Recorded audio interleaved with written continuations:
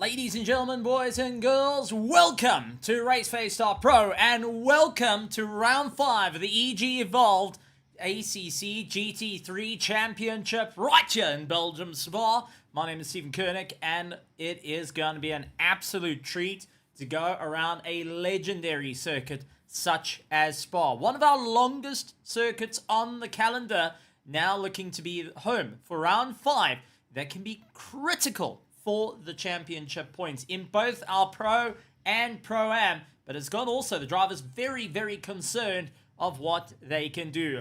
The likes of Eau Rouge and Radion, La Source, all becoming a little bit infamous as time has gone on. Puon for going out too far wide, and also Blanchemont for going and losing the rear end. We're going to see the drivers seeing what they can do as we're going to head down to our qualifying. As drivers are starting to make their way around the circuit. We've got a little bit of sound coming in as well from Tim, the cameraman. And immediately we've got the sights and sound of Bago Probler giving it everything he can to start his first flying lap. He's got Daniel De Villiers hoping to also get a stellar drive and ensure that he stays at the top. Jason Farmer a little bit further down, sporting a bit of a different livery this time for the Griffin Sim Racing team. Looking to have some fun out on the track along with Chris Heineke. That being said, let's go through the championship as it stands, because Christoph Peterson currently leads out the championship and hoping to really make it work out in his favor. Now, Peterson has got a number of things he needs to work with to try and keep himself at the top. On 201 points, he's got Bago Probler of Team Wolf in second place, Jason Farmer in third of our Pro Division, and fourth place is Kieran Patterson after having a brilliant run the last 2 rounds, getting into the top 4 and managing to shake off round 6 where he landed up in 6th place after a bit of a knock. Our current leader of the championship for our Pro Division has got a lot to look up and see how he's going to stand on the top. Taking a look over to our Pro-Am side, Martin Rotenbach currently leads out the top of the order with Herman Whipner currently holding on to that second place. Anton Lummers holds on to third. So Herman Whipner on 164 needs to get to Martin Rotenbach's 175. So a little bit of climb needed. Anton Lummers in that third place is on 124. Jaco Nadir on 113. Chris Beermister on 111. So a number of drivers trying to figure out what they can do to stay at the top of the order. Daniel De Villiers puts in the fast lap time of the qualifying with a 2:16.8, as he does have Herman Whipner being turned round throh Leclerc. Now trying to figure out what can he do. Jason Farmer in second place. Keegan Bowen and Alan Patterson currently got good times on the board. See how far they're going to climb. And how's it to everyone out in the virtual grandstand. We've got Derek Picum. He's going to be cheering on his son and also cheering on the Team Wolf. We've got Rune Heineke and Antonio Gamble saying, how's it? Can't wait to see how it's going to go. And Jason Farmer, my boy, coming in. Wow. Mr. not having that last night for the Griffin Sim Racing team, who are looking to carry the pace from last night, getting a 3rd place in the hypercar division. It's wonderful to see how they're starting to figure out that little bit more room, trying to see where exactly they can get the climb to dart off. Christoph Peterson out in the Honda, able to get up into first place with 2:16.3, 0.4 of a second ahead of Daniel De Villiers as it stands. Herman Whipner currently holds on for the fastest of the Pro-Am division, with the likes of Riley Henning, holding on for second of the Pro-Am, all the way out from the Pandacity team. And third place, Chris Beermister joining there, the Pandacity NOC Innovation, going and holding on to third place with Jaco Nadir, trying to close up that gap. Christoph Peterson's time of 2:16.3 is the one to beat, and at the moment Daniel De Villiers doing everything he can to try and get the run up through the order. But currently Jason Farmer is doing a phenomenal job. He's coming through Blanchemont, 0.3 of a second up on his time. This is going to be a proper lap for him as he's slowly but surely catching up to the Team Tryhard Audi R8 GT3 Evo in front of him, the number 23, trying to get going. That is Sean. Is that Sean Loureiro? No, that isn't Sean Loureiro. That's ahead of him. Sean Loureiro is out there in the Nissan GTR. So that has to be one of the other team tryhards. Trying to take a look back. Christoph Peterson still holds a top pot, with Jason Farmer now 216.7. Close the gap up a little bit. Keegan Bowen in that fourth place. Alan Patterson giving it absolutely everything he can. Sean Loureiro up into second of our Pro-Am division. Griffin Sim Racing machine in that Nissan GTR, trying to get a little bit closer towards the front, but Benjamin Till coming out of nowhere for Team Wolf Colors, getting into second place on the grid. Lucan Haynes also jumps up into 12th position, third in class for the Racing Snails, and still giving everything he can in that little Nissan, in that little Honda, as he tries to push a little bit harder. Conrad Martin out on circuit, but Christoph Peterson going and booting the time a little bit further down, a 2:15.7, and is going for an absolute chase on the way through. And we also do want to reiterate to the likes of Ruben Heineke, who unfortunately has been sidelined due to a bit of hurt on the shoulder. So he is currently sidelined for a bit, putting in the support. And from RaceFace.Pro, from the entire THC Productions here, wish you a speedy recovery, as we can only have one armed bandit at a time. And, well, my time is next year, so you got to get feeling a little bit better out there. Jason Farmer pushing hard in second place, trying to really dial up the wick at the moment, see where he can go. There is a couple of drivers that haven't put a time on the board.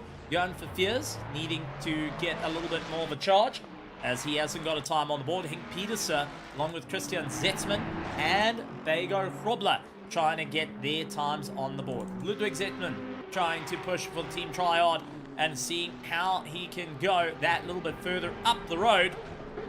And let's see, to jump out 26th position, it's going to be a lot of hard work if he can get the run. Martin Rotenbach also on a good time as they continue to set absolute bankers. 5 minutes and 57 seconds left. Drivers still putting a hard push. Henry Platt trying to get 0.3 up on his time. Darren Miller currently 0.5 up with that Porsche. This is going to be a proper time from him to get into the top 10. He's currently sitting at 14.6 up as he makes his way through bus stop, getting firmly onto that throttle, gets a little bit squirrely on the exit, tries to keep it all under control, across the line, up into 8th place. Darren Miller a little bit closer to his teammate Alan Patterson, running further in. Jeffrey LaRue trying to push a little bit harder as well for the Griffin Sim Racing team, currently 0.2 up on his time, with Conrad Martin 0.1 up on his. Martin Rotenbach 0.1 up. Anton Lummers coming across the line. Is this going to be a good one for him as he dives across the line? And it is up into 17th position. Riley Henning trying to get a little bit more drive underneath him. Chris Biermeister, Martin Rotenbach, all trying to get that run. For Fiers, Petersen, and Frobler not able to get a time on the board just as yet. And for Frobler, this is a nightmare case scenario as he wants to be up in towards the front end, considering he's fighting for the championship. So each of the drivers thinking what they can do to get that little bit more of a push. What can they do to get the climb up through the order? We're going to see what they have left in the bag. Conrad Martin trying to get that little bit of a push up through the order, seeing how it's going to work out for him. And it's going to be a tough time to really dig that little bit deeper here for the EG Evolved ACC GT3 Championship. That's all on the line, much like some of the deals that's coming up. And heads up to everyone, keep an eye out tomorrow for Black Friday at EG Evolved. Great deals coming up, not only for Black Friday, but for Cyber Monday. And they've now sorted out their stock with Sim Magic. So best time to start upgrading your gear. Get yourself up into some new stuff. I won't lie, I'm also eyeing out that exact same thing. Go and get a little bit better up through the order. Reginald Mituleni out in the Pro Division, pushing as hard as he can at the moment into 7th position.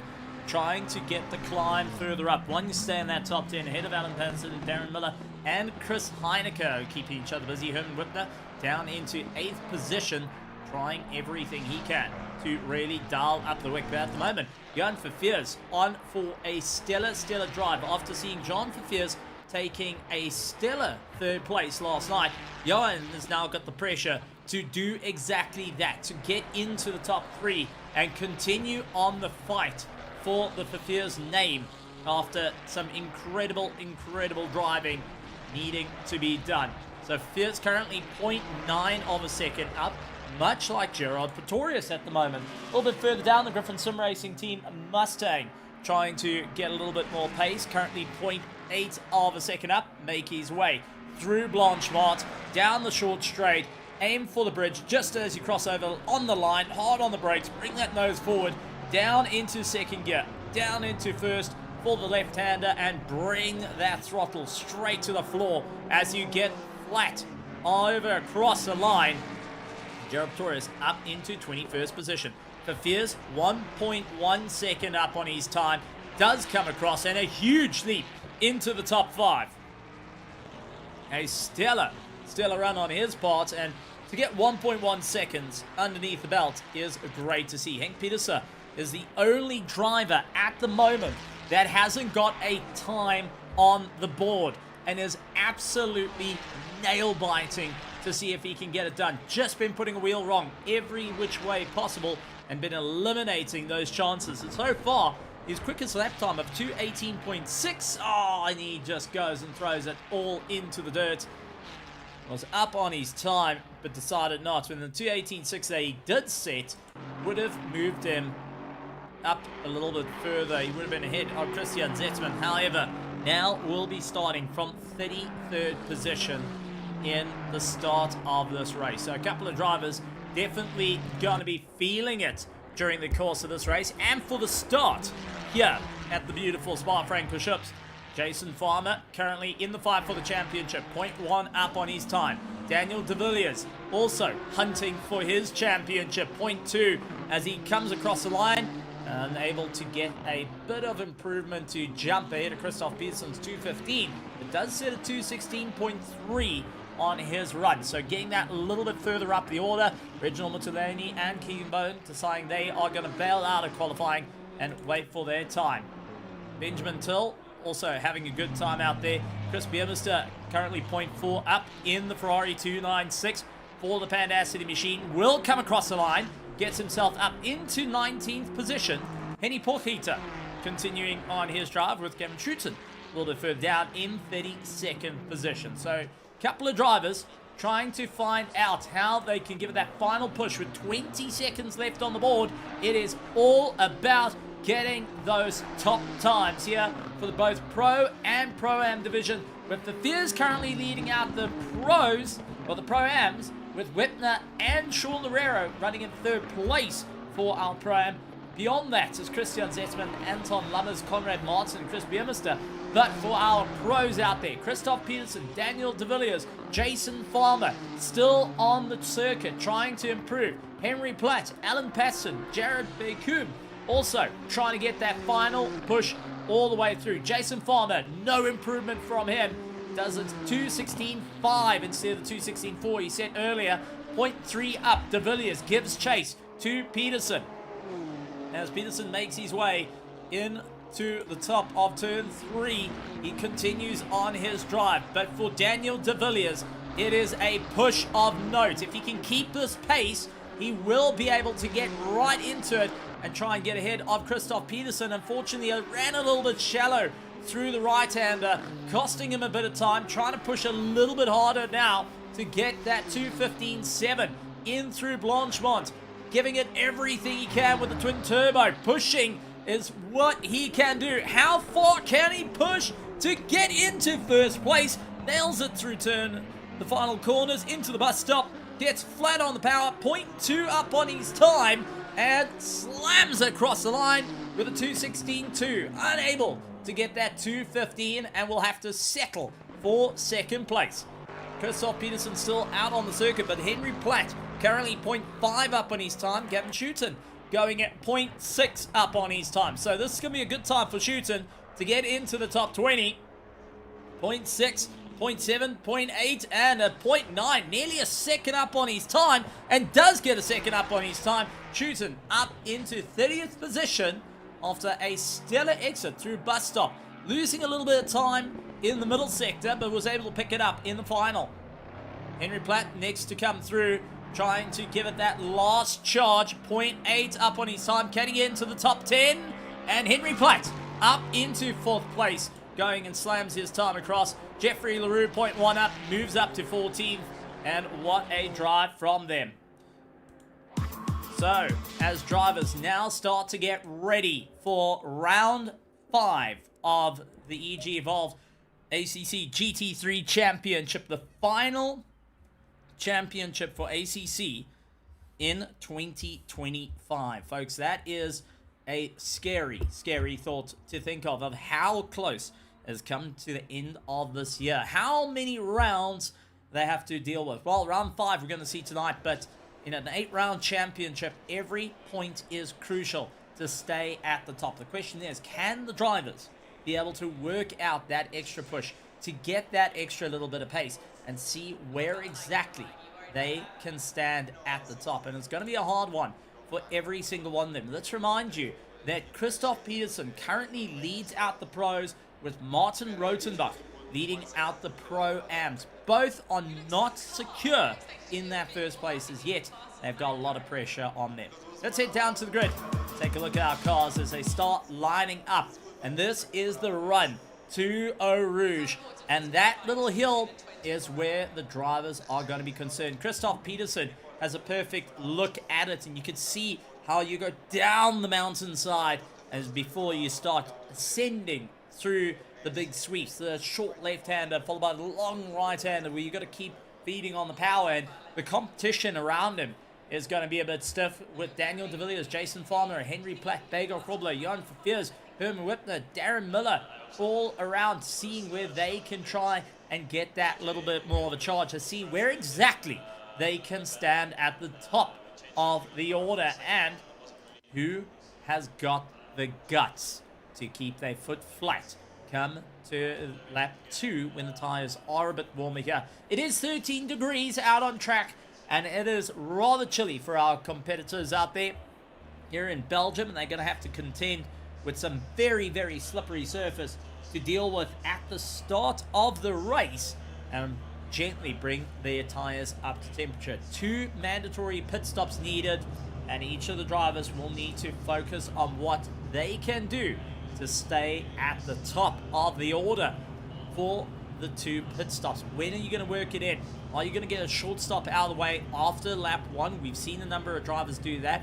Are you going to run the second stop towards the last 20 minutes of the race? We've seen that happen in the past, and others have gone and the extra mile and did a single stint on tires here at Spa. With that being said, our drivers are underway and starting to do their formation. Let's take a look at our EG Evolved RaceFace.Pro GT3 Championship round 5. It's going to be Christoph Peterson, followed by Daniel de Villiers, Jason Farmer, Henry Platt, Bagel Krobler, Jan Verveers, Herman Whitner, along with Darren Miller, Sean Lerero, Reginald Mutaleni, Jared McComb, along with Keegan Bowen, Alan Patterson, Jeffrey LaRue, Chris Heineke, Ludwig Zetzman, along with Anton Lummers, Conrad Martin, and Chris Biermester. Rounding out the top 20 is Jaco Nordia. A little bit further down the order, it is going to be Benjamin Till with Luke Lanes, Gerald Torres, Jan van Sale, along with Riley Henning, Graham Kelly, Martin Rotenbach, who is currently leading out the Pro-Am division, starting out on 27th.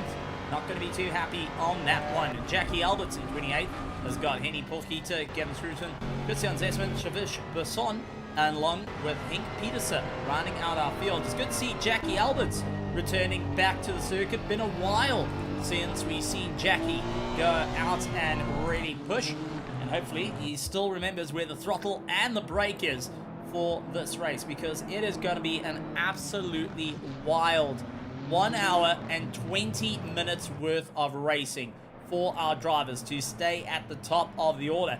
Everyone having to think what is going to be the next plan here. Christoph Peterson is going to be concentrating on his run for the championship, for Fears. Starting out in first place means there's an opportunity to go charging to the front, but Herman Whitner, who is fighting second in the championship, will be wanting to clear that as fast as possible and make sure he gets into the top running order. So quite a few drivers are going to be looking at what they need to do to stay number one come the end of the evening, and it's all gonna be a huge run. I mean, this is wow. A different run for our competitors, and let's see how our drivers are going to make their way through. Still so much time needed in this race. This is where you start to settle down, you get yourself a little bit more loose, you start concentrating on what you need to do to stay at the top. You start having that final conversation with the team of what would be plan B come the end of this race. What is the plan B for the pit stops if something has to happen? The discussions beyond that, and it's always one of the hardest parts of racing here in the world of sim racing. You're going to start with plan A, you're going to have to work out what plan B, plan C, and plan C. C plus, you start going through all the numbers, all the alphabet, it starts looking algebra, and that by the end of the race, you have no idea of what the original strat was. That's because our competitors are going to push it to the absolute limit and see what they're going to do for our race here of round 5 for the EG Evolved ACC GT3 Championship. As all eyes go to the front, Christoph Peterson will be looking to get the jump off the line. Now, they're all going to be informed. Slow it down to 70 kilometers an hour. Start going in double file formation.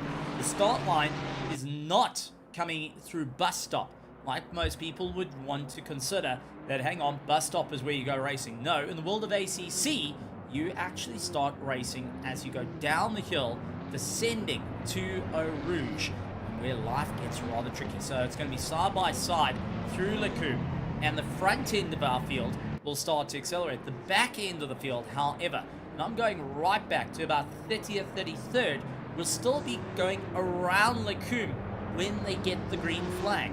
So there's still a lot to go, and you're going to have to just be gentle on your way through before you get racing if you're at the back of the pack. For the middle of the pack, it's take a deep breath and wait to see what happens and hope that there is no significant understeer. You want to be at the top, or you want to be right at the back for this type of race. However, you want the best advantage for your championship as they round the final corner and start to look towards the line. Jim holding the flag ready, waiting for the lights. Christoph Peterson, Daniel de Villiers side by side as they get ready to go. Eleanor first, PWSR with Griffin Sim Racing on the back as they descend down the hill, and they go racing into turn 1. And it looks like Christoph off to a great start. Daniel de Villiers slows down, holds back Jason Farmer just that little bit. Viviers gets a hell of a run on Bago Frobler. Henry Platt trying to hold his line out with the Lexus as it's all clear at the moment for the sharp end of the field. Benjamin Till a little bit further down, getting a little bit of argy-bargy moments as they now start to break in towards turn 2, turn 3. And Christoph Peterson having to defend his line at the moment. De Villiers hunting him down, trying to see where they can go. And I've got to say, thus far, it's been the cleanest. Oh, as we do see Fafier's understeer into Bago Frobler, and Darren Miller getting a bit unsteady. And that is Christoph Peterson into the dirt. So Christoph Peterson having contact in the 77, now down the order. What on earth happened to him? From leading it out all the way down to 7th, where did it all go wrong? Charging down the hill, middle of the circuit, De Villiers on the outside, going and trying to keep some drive underneath him. Bit of contact from De Villiers on the rear, and that landed up with nose first into the barrier. Now trying to have a pick up of the pieces on the way through as well, as he caught behind Keegan Bone and Sean Lerrero. Got the likes of Jeffrey LaRue on his tail as well. Not exactly where he wants to be during the course of this race, especially for the start, as they give everything they can. Down into the slipstream they go, absolutely pushing Farmer. Now on the attack of Daniel de Villiers, trying to see where exactly can he get on by. Henry Platt going and venturing very, very far at the moment, looking to get out of Belgium, looking to get a little bit closer to the rest of Europe on that last exit out of Blanchimont. Beggar Frobler waiting for his chance as a number of cars diving into pit lane to get their stop done and dusted. Reginald Muttolini, Peterson, Jared Becum, Chris Heineke, Anton Lammers, all diving into the box. Gerard Pretorius, Martin Rotenbach getting their first stops of the race cleared and done on the early stages, the early upsets of this race. And contact, Jackie Alberts having contact with Henny Porchita, and it all went wrong. All three racing snails landed up, twisting each other around, and Jackie in the 25 unfortunately was part of it. So let's take a look. It's Jackie Alberts, Henny Porchita, and would that be Christian Zetzman? Oh, that's the contact. The 676, that's Henny Porchita having that bit of contact. The three racing snails managed to absolutely take each other out, and that is going to be an interesting conversation in the pits. Who owes who a chocolate milkshake after that one? And for the racing snails, I'm sure that's going to be adding a bit of salt to the wounds. Snail joke for anyone out there, as they keep up the pace. So, Beggar Frobler, Henry Platt trying to keep themselves going at the moment. Johan Fears and Darren Miller pushing as hard as they can to get a little bit more drive underneath them, see how they get that little bit of push through the order. I mean, these are some tough racing. Jeffrey LaRue trying to catch up to Keegan Bowen at the moment, with Alan Patterson on PWSR, the manager of PWSR, onto the back of him, pushing that a little bit harder, seeing where exactly he can give that push up through the order, seeing where he can go, considering his son is not racing here and will be sacrificing that fourth position away to Alan Patterson. So he's going to have to be rather concerned for the rest of the championship. Christian Zetzman trying to deal with Benjamin Till at the moment as they make their way through. Christoph Peterson going late on the brakes, trying to get past Martin Gerard Pretorius, does get ahead of the Mustang, and now looking to clear out the run. So Gerard Pretorius knows that he's racing against the Pro-Ams, wants to line himself up to see if he can close the distance between them. Jeffrey LaRue trying to get by as Alan Patterson dives into the pits, and Keegan Bowen holding his line. Beggar Frobler up against Henry Platt, not able to get the pass done and dusted. Johan Fierce and Darren Miller trying to push that little bit of one as they get going. And it's going to be a tough run. Each of our drivers pushing. Alan Patterson, Gavin Scruton, along with Slavesh Basson and Hank Peterson, pulled into the pits. Henny Porchita, Jackie Alberts, all into the pits as well. Lucan Haynes into the pits as well. I'm sure the Racing Snails are going to go and have a chat to each other while sitting in the pits, getting themselves sorted out, saying, look, sorry, outbraked myself, buddy. Didn't mean to investigate the door of your car. And I don't think you wanted the nose of your car to clip our fellow Ferrari out there on the circuit. But unfortunately, life gets a little bit tough when you start racing so close and where there is minimal room for error. Christian Zetzman clears Benjamin Till, as Benjamin gave it a little bit of a light lift to allow him to come on by. Beggar Frobler hunting down Henry Platt at the moment. Two of them know each other rather well through the entire racing run. Henry Platt trying to keep it all together as they do see the Audi getting a bit out of shape, and that is Ludwig Zetzman out there in the 23 on the car, but he sits with number 102 written all over it, so that's where the confusion came in. Christian Zetzman losing out to Benjamin Till, under braking. Alan Patterson comes out onto 19th position as he completes his run. Jeremy Coombe is currently on a stellar run, sitting in 19th position as well. However, where's Christoph Peterson? He's down in 24th at the moment, trying to pick up after getting turned round early on in the race and starting to try and figure out what is going to be his climb. Beggar Frobler trying to catch up to Henry Platt, who sees Zetzman ahead of him, trying to get on by, and now Bago for Fears see an opportunity. Platt goes down the middle of the circuit, and Bago outbrakes himself. He nearly made it. Unfortunately, loses out the drive. Here comes Henry Platt to retake the position. For Fears is going to say thank you very much as well, along with Darren Miller, as they've got the drive. Miller look towards the inside of Fears as Bago goes defensive into Lecum, trying to keep his position. That forces Fears to come off the gas a little bit. Miller and Fears now side by side, heading to Eau Rouge. Who is going to lift first? And it looks like it's going to be Fears minding out of the way, allows Miller to come through, as Fears needs to keep his eyes to the likes of Wetner and Sean Lerero, who fight right behind him for second and third place at the moment. Side by side they go. Lerero seeing where he can make it stick on the inside, gets ahead of Wepner, closes off the pass, ensures that he keeps ahead, nose nice and tight through the corners at Nissan GTR, looking a bit more put together, and now just trying to see where he can make it work, as once again Wepner having that door absolutely slammed shut on him will start to build that frustration at the moment. Conrad Martin keeping the pressure on Riley Henning as the Pandacity deals with the likes of the Treehouse Works Racing, or the Addy Bombers, as that's written on the car at the moment. Trying to see where exactly he can get that run. The Schedule 1 reference would be there as well, with the likes of Conrad Martin. As we go back up to Corbler, Miller and Platt. Still running line astern, 4th, 5th and 6th position, with the Fears slowly being drawn in by Lerero and Wepner at the moment for 1st, 2nd and 3rd in the Pro-Am.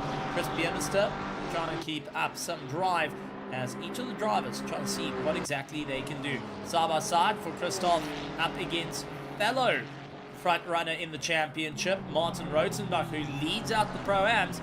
Now a little bit down the order, going to be stressing a little bit on seeing the rest of the field further up. Henry Platt guards the inside line into bus stop. Bago door to door with them. Miller trying to go for the cut round and cut back, and sees that Bago's got no drive. Platt stuck on the outside, and Bago not able to keep a defense through the likes of bus stop.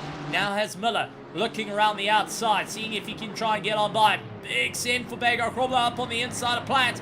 Both slowed up quite significantly, and Miller nowhere to go. Now has to try and figure out what's going to be the big plan here. Looks towards the outside, trying to go past Bago Crawler, and gets it done and dusted. Can he carry the momentum up the hill? Jumps over the likes of Eau Rouge, and now in the slipstream of Henry Platt as Bago losing a lot of time. A lot of straight line, sees these two brawling out and is waiting for an opportunity, as Miller having to go and lift off the gas a little bit, as Platt pushing that a little bit harder. Christian Zetzman now into the box as well, as we get reports of the number 7, and that's Lucan Haynes turned round in pit lane.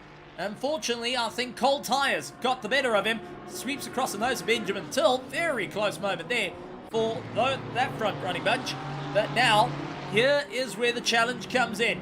Henry Platt, Darren Miller, Bago Crawler, Johan Fears, Sean Lerero, and Herman Wipner have now joined in the fight. We have got an absolute slobber knocker between each and every one of our drivers. Christoph Peterson sets the fastest lap time of the race with a 2 minute 16.8 to try and claw his way back up through the order after a bit of a devastating start to his race. Henry Platt trying to keep up the drive. Bago on the inside. Can he get the run on Miller? Unfortunately not. The Porsche just able to get on the power a little bit that earlier.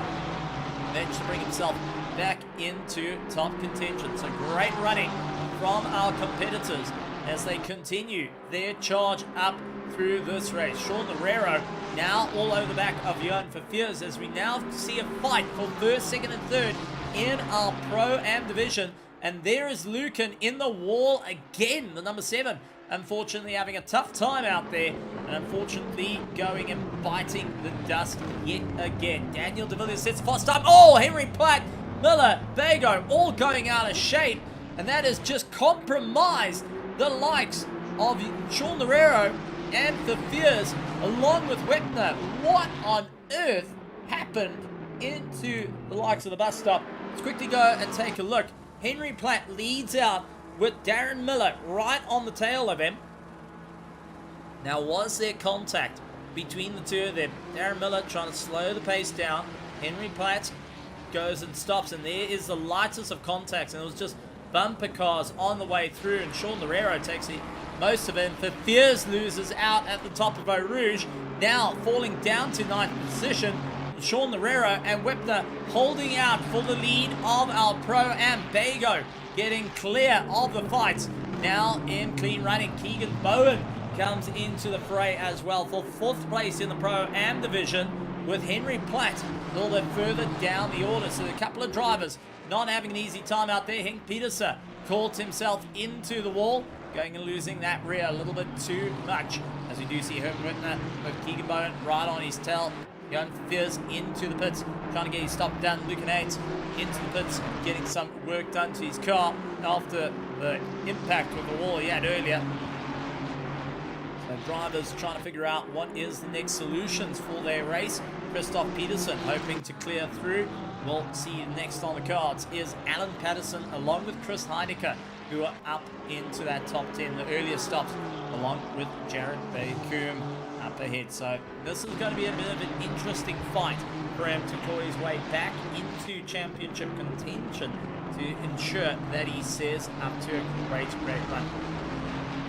And a good point out that Henry Platt has a lot of straight line speed. Unfortunately, the concertina effect coming into play into the bus stop went and turned things on its head, and that's exactly what happens. You've got to be so careful with that close racing. It's very difficult in pack racing, especially in sim racing, where judging those distances become a little bit harder compared to the real life racing, unless you're utilizing things like virtual reality or triple screens to keep yourself going. Keegan Bowen into the pits, and Henry Platt turned over again, and that is going to be just frustration starting to build on him as he spun around yet again. That was up against Jeffrey LaRue this time round.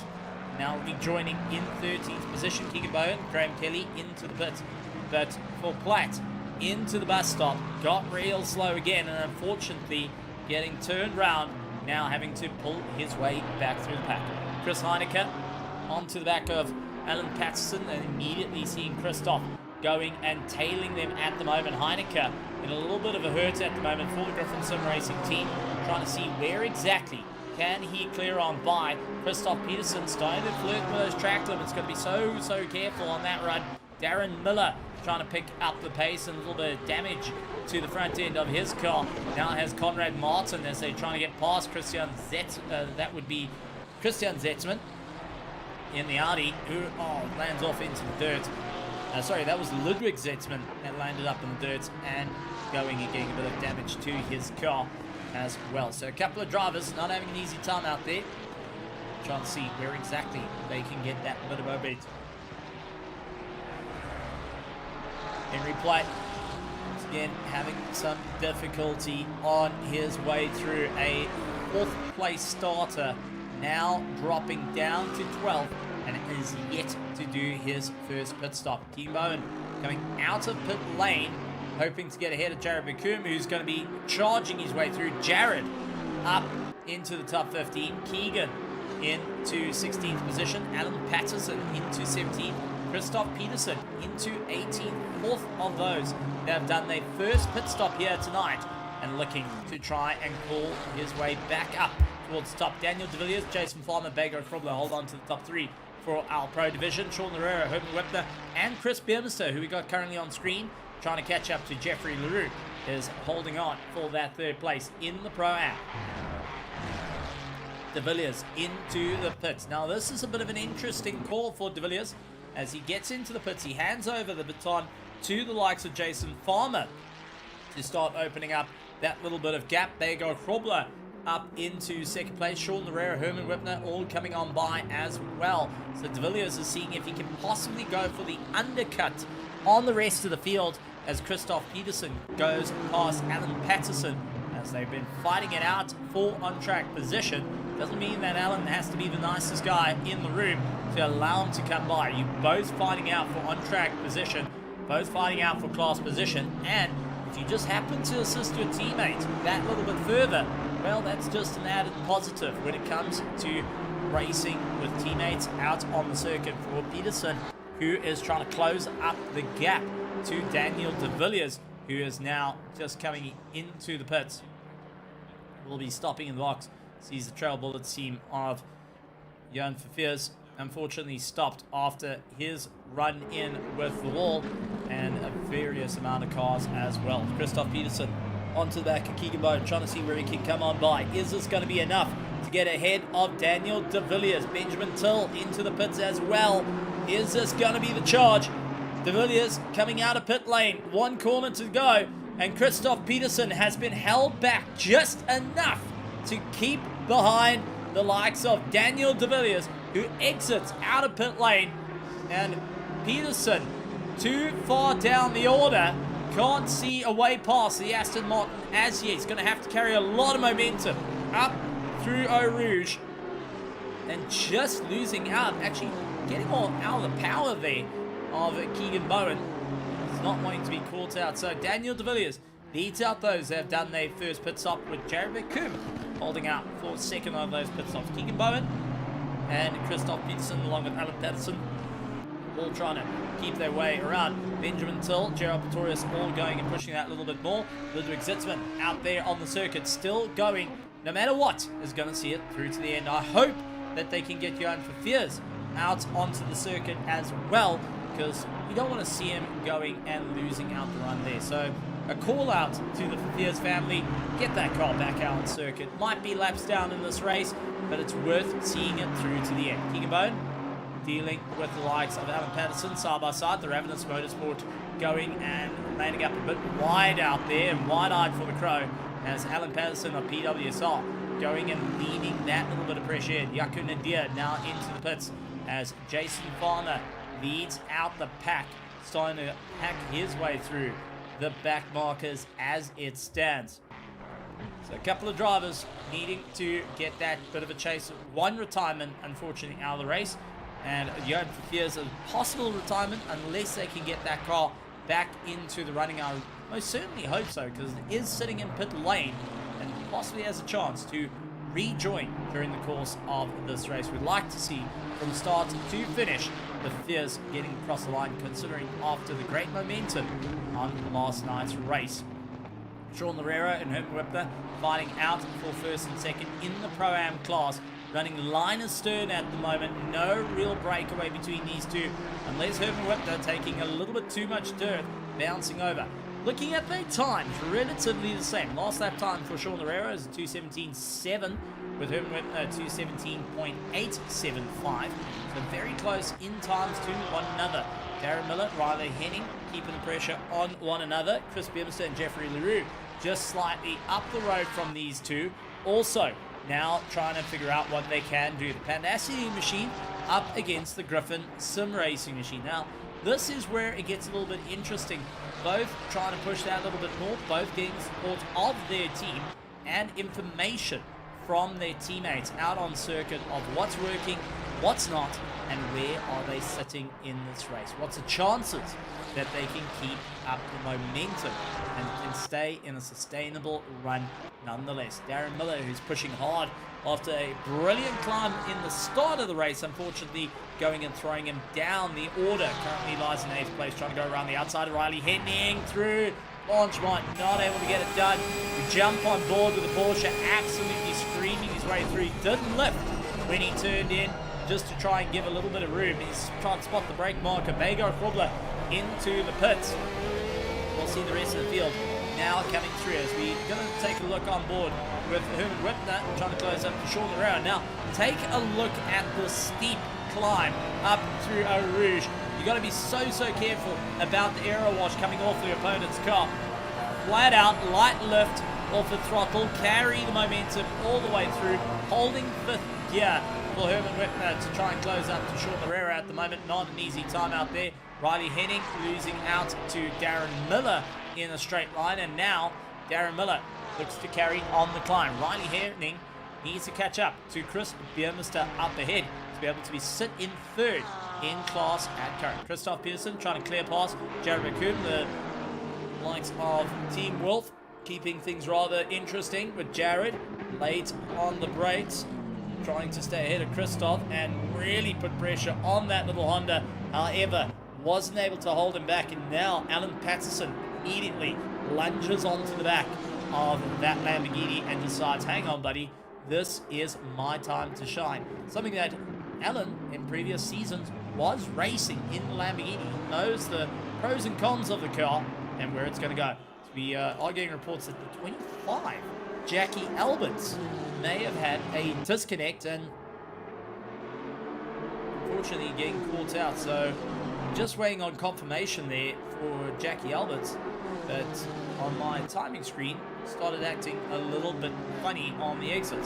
Vegas Wobbler out on circuit, and we do get confirmation. Jackie Alberts disconnecting out of the race for a technical problem. That is an unfortunate blow to Jackie after a stellar run, having the teammates unfortunately go into the door and now getting caught out with a disconnect. Hopefully they can get that car back into the server and back racing under its own steam. Jared Pretorius out on circuit has completed all his stops in the Ford Mustang and is the only driver to have done that thus far. So taking a proper gamble for the next 57 minutes to see where exactly they're going to come out during the course of this race and how far they're willing to go. Fight out for the lead of our Pro-Am division. Jason Farmer currently leads the Pro, but it's Sean Herrera and Herman Whitner once again just keeping each other rather honest, keeping the pressure on one another and seeing where exactly they can carry that little bit of momentum through during the course of this race. It's going to be about just applying the pressure, waiting out the time, wearing out those tires of your opponent's car.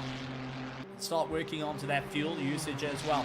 If you got a thought about an undercut, you're going to have to start utilizing it rather shortly. You don't want to be caught out with losing out too much time. And for Herman, who is fighting out for the championship, a big slide for Sean Herrera at the moment, who is fighting that Nissan GTR left and right. And this is going to be the perfect run for the Ferrari to just go late on the brakes and try and see if Sean Herrera just starts to lose out that little bit. The tire pressure's a little bit too inflated on his car. You can see as they got warmer, he lost a huge amount of grip. Side by side for Alan Patterson and Jared Coombe as they fight up to Les Coombe at the moment. It's going to be late on the brakes. Alan Patterson stuck on the outside looking for the switchback and gets flat onto the power early. The Aston Martin just not quite having the torque out of the corners compared to the Lamborghini Huracan GT3 Evo. And now it's nice and tight against the wall, with Jared holding the line that little bit further. Up the hill they go, seeing where they can get out. Jackie Alberts is managing to get that car back into pit lane, so it looks like they're going to attempt to get the racing snail, Jackie Alberts, who's been out for a while, to get back into this race. Wonderful, wonderful news for the racing snails, and a shout out, please tell Jackie from our side, go, go, go. We want to see that racing snail, see it through to the end. Saw the green, got to see the check-in, and it hasn't been the easiest of race. However, you don't want to be the driver out of the running, especially after a grand return. Chris Heineke and Bego Frobler keep each other busy, with Alan Patterson and Jared McCoon keeping each other busy. Daniel De Villiers still leads out the pack of those that have done the pit stop. He is 14 seconds ahead of Christoph Peterson, but Christoph has been running 2:16s during the course of the last lap. 2:16.7 on his last lap. Best lap was a 2:16.5. So really dialing up that whip, trying to close that distance to the likes of Daniel De Villiers. See if he can clear on by, as our current top 10 is yet to do their final stops. Jason Farmer, Sean Herrera, Herman Whitner, Jeffrey LaRue, Chris Beermister, Darren Miller, Riley Henning, Conrad Martin, Henry Platt, and the likes of Jan van Zyl round out the drivers yet to do their final stop, or their first stop during the course of this race. And with the rest of the field they haven't completed their first stops, except for Gerard Pretorius, who has completed all these pit stops. One was with some major repair work to be done to the car, and that is going and hurting him a little bit. As Spa-Francorchamps dealing with Chris Heineke all over the back of him, trying to see where exactly he can dial up that pace on the Aston Martin Porsche, having a lot of rotation, but a fastest lap coming in. Christoph Peterson at 2:16.522 on that last run, and we getting reports Benjamin Till, unfortunately, having a bit of a moment in the 337 car. And what on earth happened to him? Got on the power, and did it just lose the rear of the car? Went up very wide. All looking okay. Into the right-hander he goes. Understeer, understeer, understeer, oversteer, and slow death slide in towards the wall. And that is a nightmare case scenario. Drive-through penalty coming in for Henk Petersen for track limits exceeded. Pushing that one too far has now got him with a drive-through. That is going to really rile up the feathers on him. And going to have to serve that. It's going to be 3 stops during the course of the race. And any sort of time back up through the run is going to lose that little bit of time. Let's see where they go. Graham Kelly, unfortunately, also losing the car. And that was at the top of Eau Rouge. Graham Kelly having a difficult run in the 86. Now needing to do a major repair work to the car. So let's quickly take a look. He was in a little bit of no man's land. Up towards the hill. Really trying to figure out what can he do. And just as the rear step out on him, very, very quick into the wall. Massive, massive impact. Thankfully, able to get that car up and rolling. But man, oh man, some serious, serious damage to the car. We are getting reports coming in from the likes of Jackie Alberts, who's in pit lane, getting some repair work done to the car and looking to get back out on circuit, which I'm really, really looking forward to. Henk Petersen doing his drive-through. Now just trying to get it cleared. And Jackie saying, unfortunately, had some severe damage to the car with a knock of note. And now needing to just get himself sorted out. So I'm really hoping that we will see Jackie Alberts rejoin the field. Yes, going and being sent to the shadow realm of note, not just once but twice. We do want to see the drivers going and getting back out onto the circuit. Alan Patterson flashing lights at Jared McComb, trying to get him to watch those mirrors instead of holding those lines. And Alan Patterson just not having an easy time out there. Jared holding his pace, knows that he can hold his line and will do exactly that. That's just going to pay dividends for Spa-Francorchamps, who looks to try and clear past Keegan Bowen as fast as possible. Darren Miller off into the dirt, coming out speaker corner. And gets himself continuing on his drive, trying to see where he can go. Henk Petersen still doing his drive through. Jackie Alberts in the pits. Björn Thiers in the pits. Unfortunately, it looks like they possibly retired that car and saying enough is enough. I really hope that they can get the cars back out into the circuit and see it through. Once you've seen the green, you've got to see the checkered. You can't sit out there and just with everything that's gone wrong go, well, I'm done now, I'm over this, and that's where I'm going to put it to bed. There is a chance for points to be gained. This is round 5 of the championship. You saw the green, you got this far, you practiced, you've driven around the circuit lap after lap after lap. The last thing you want to do is take all that practice and not even bother seeing it through to the end. So I go and tell to all drivers, and it's repeated every single week to the point of frustration of those. But for everyone out there in the virtual grandstands that's putting the support in, that's coming in night after night after night to support the drivers, to see them coming in and having that bit of fun, to go and support the drivers in their endeavors, even to re-watch this as the days go on during the course of the week. It's up to the drivers to go out onto the circuit. The drivers owe it to the spectators and owe it to themselves. Once you see the green, you got to see the checkered, and you got to see it through to the end. So, to the likes of Henk Petersen, to the like of Jackie Alberts, and to Johan Verveers, get those cars out on circuit. Don't call it quits. Don't see it out, and don't let a DNF be your card sitting for 2025, because this is the last round 5 of 2025. And do you want to go and sit on your hands and wait for the next race? No, I would see this through to the end. If I can't get the number 1 in terms of on position, I'm going to be sure as ever to make sure I get the fastest lap time of the race and make sure to stamp my name in the history books and show the competitors that I am not out of this race. I am not done out of the championship, and it's going to be all about running it through to the very, very end of the season. It's the final of 2025. Sean Lerero and Herman Whitner fighting out for the Pro-Am. Jason Farmer leads out for the Pro. Jeffrey LaRue holds on for second of the Pros, with Henry Platt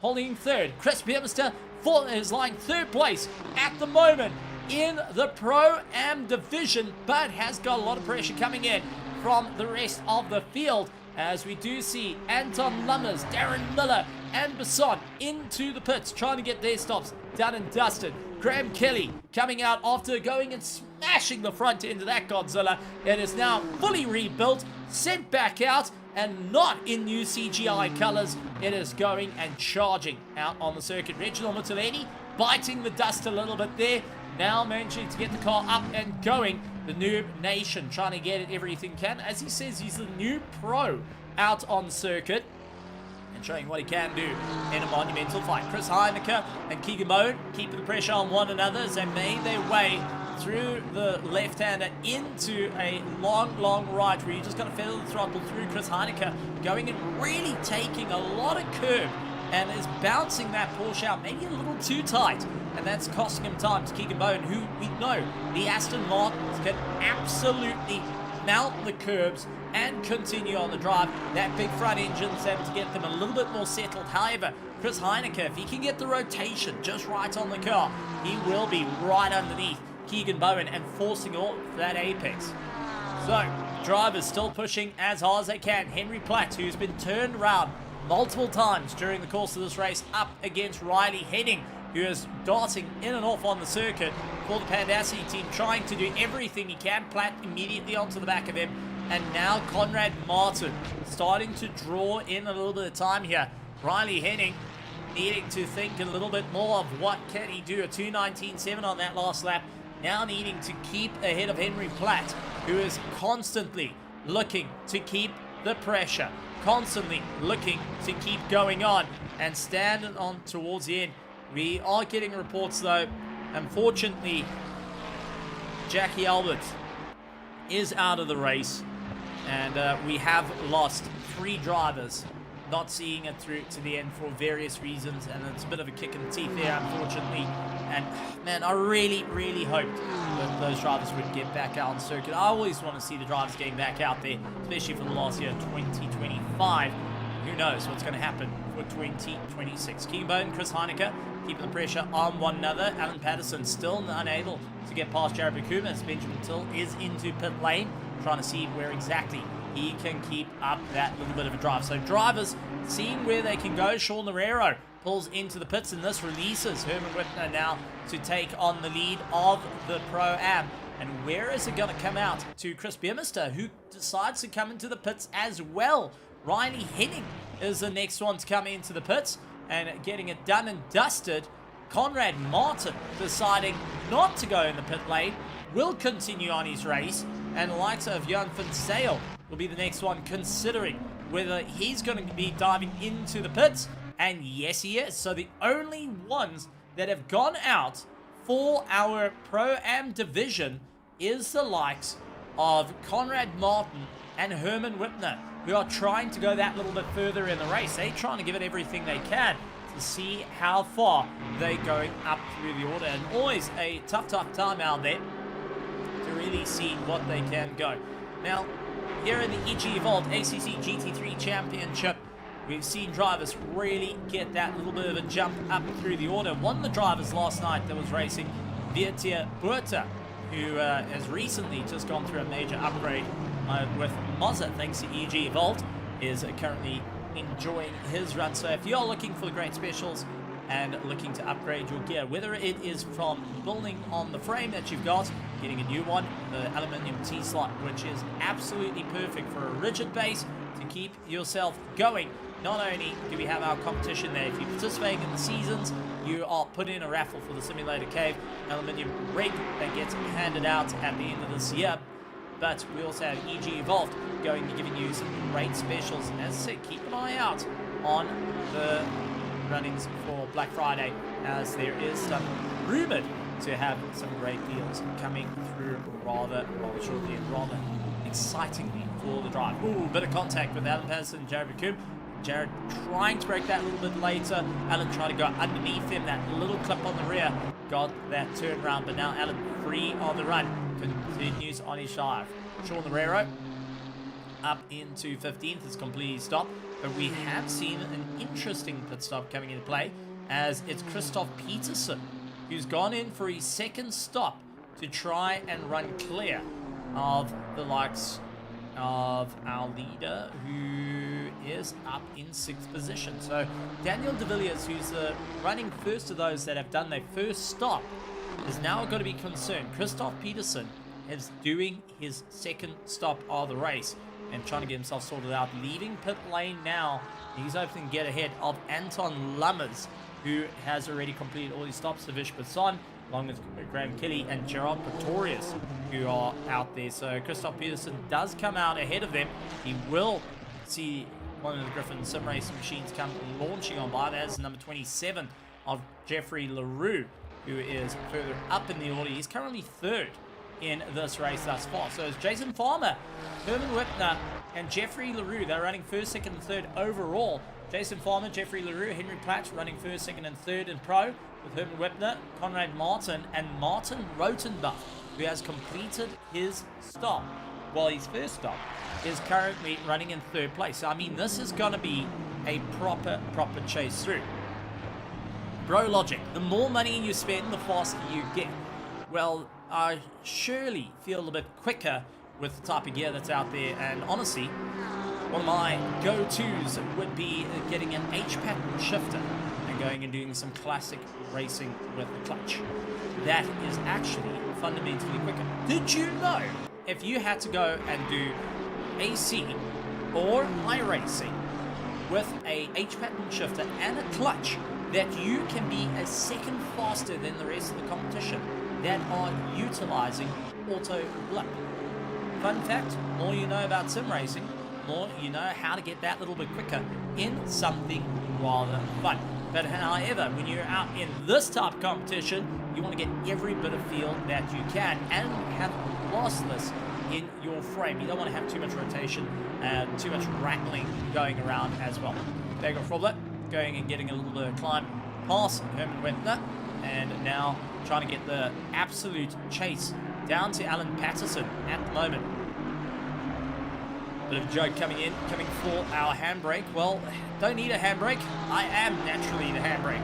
For many of the drivers, we are our own handbrake when we start to think about what we can't do. And we unfortunately lost for Fierce. Gerard Pretorius into the pits. 29 cars remain in this race. Jason Farmer pulling into pit lane. Herman Whitner into the pits. Jeffrey LaRue into the pits. Henry Platt is going to continue going that little bit further and won't be pulling into the pits. Conrad Martin as well has decided not to go into the pits with 40 minutes left.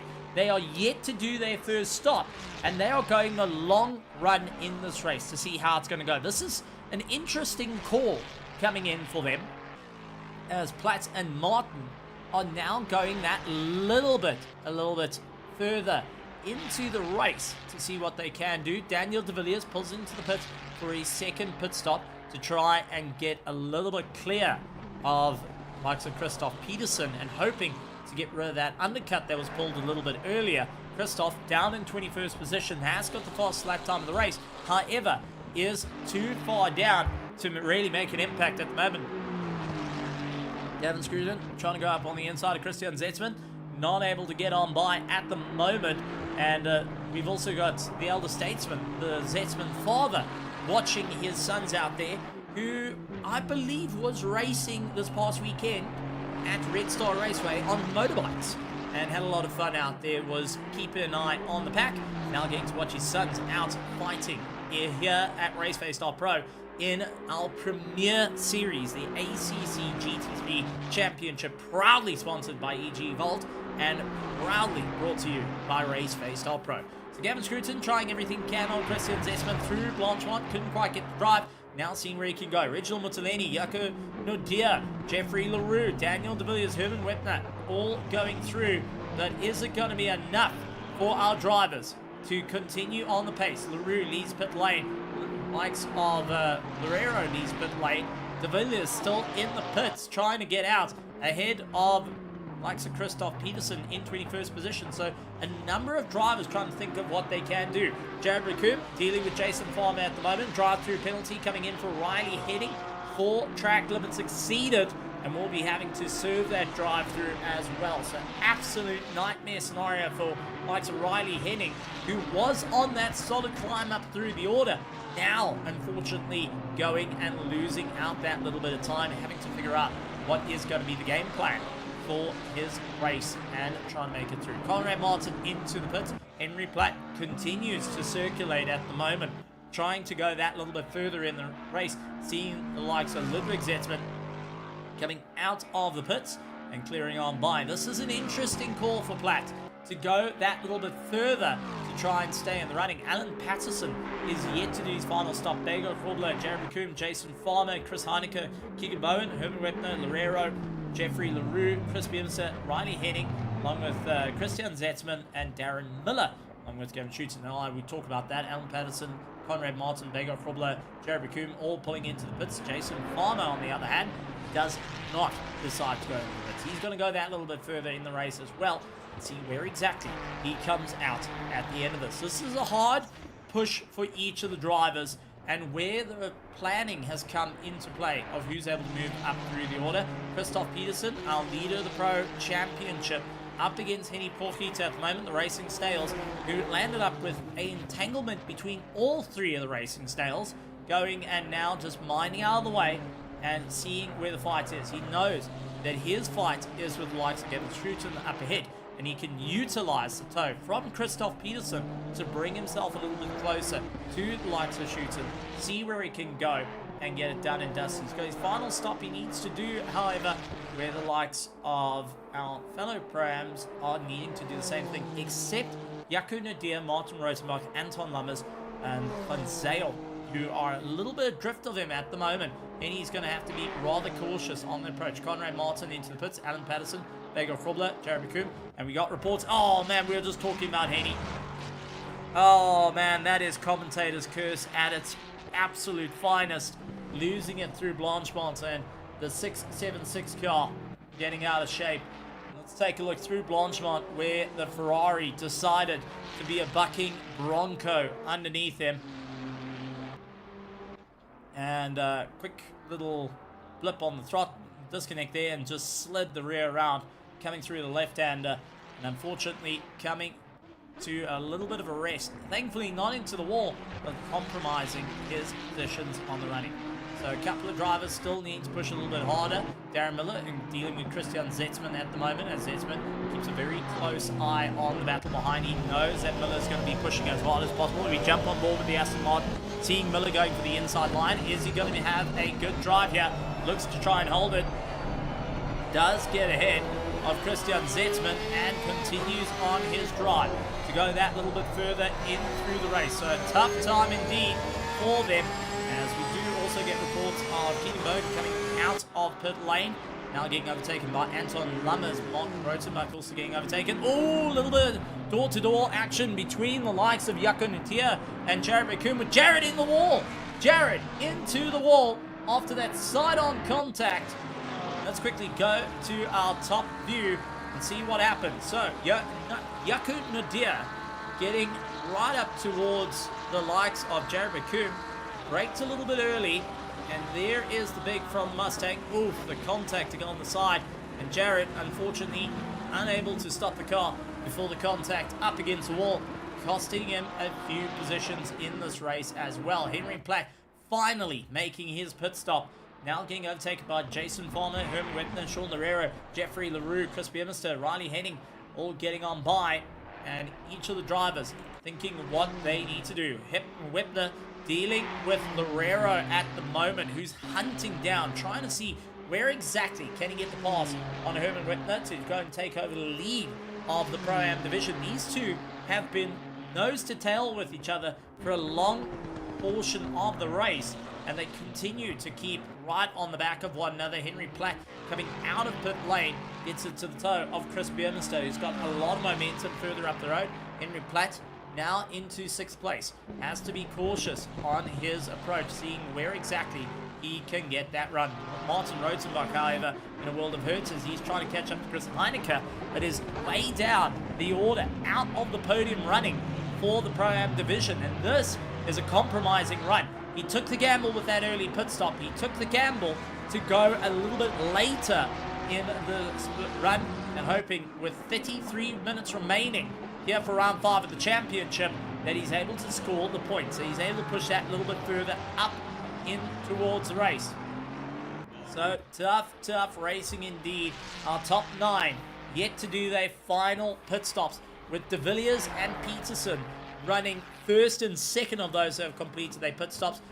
Christoph Peterson with a 2:16.6 on his last lap is right behind Daniel De Villiers, who did a 2:17.5, and that is a telling sign at the moment. De Villiers not quite having the same pace as Christoph Peterson, will have to get elbows out in a very hard defense, because at the moment a second quicker than the likes of Daniel De Villiers is a telling sign of a problem coming rather shortly. And for De Villiers, who's wanting to maximize points in the championship, he will have to think about the strategy of getting his elbows out. There's no more pit stops to save him.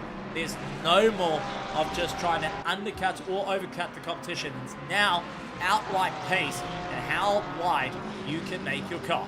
Chris Heineke and Jaco Nadir keep each other busy, with Martin Rotenbach keeping in tow. Riley Heading coming into the pit, serving his drive-through, will be wanting to get cleared out of the way to be able to do his final stop of the race.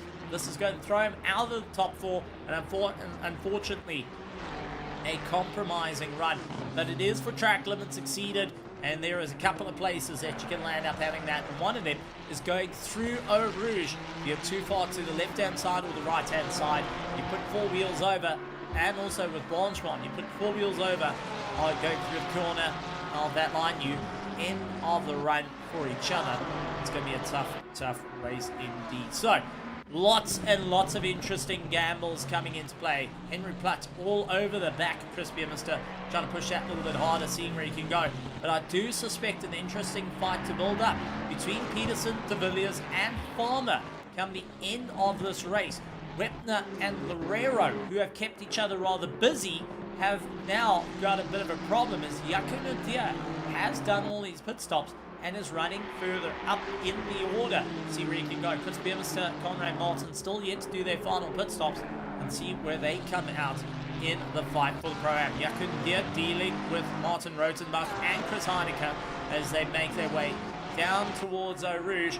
Flat on the gas, they do clear the Pandacity of Riley Heading to serve the drive-through, and Jaco Nadir going a little bit offline.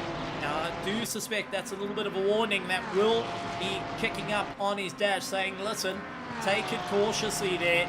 You're starting to flirt with those track limits a little bit more. Chris Heineke, defensive on the inside, ensures that Nadir stuck on the outside. That's allowed Martin Rotenbach to immediately get underneath him, trying to figure out how to get on by. And Anton Lummers is not too far back as well to see if he can get into this fight and do everything he can to stay in for the fight. So monumental running right the way through. Nadir holds back the likes of Martin Rotenbach.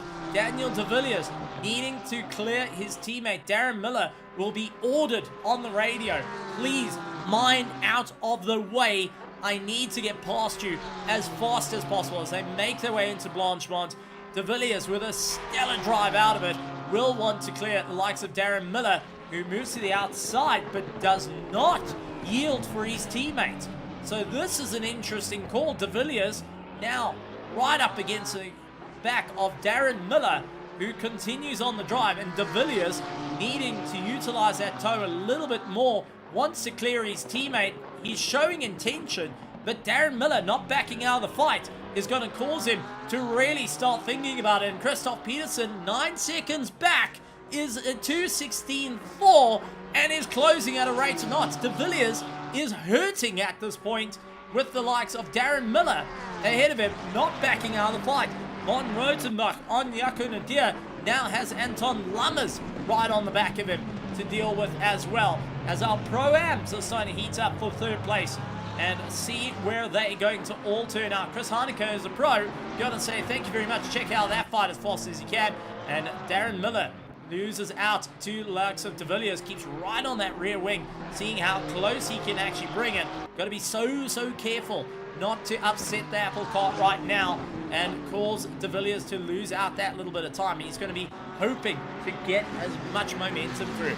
Anton Lammers up against Martin Rotenbach, coming up through Eau Rouge, now giving it everything they can. Keegan Bowen right behind them, starting to eye out his opportunity to get involved in this little fight, this little tussle.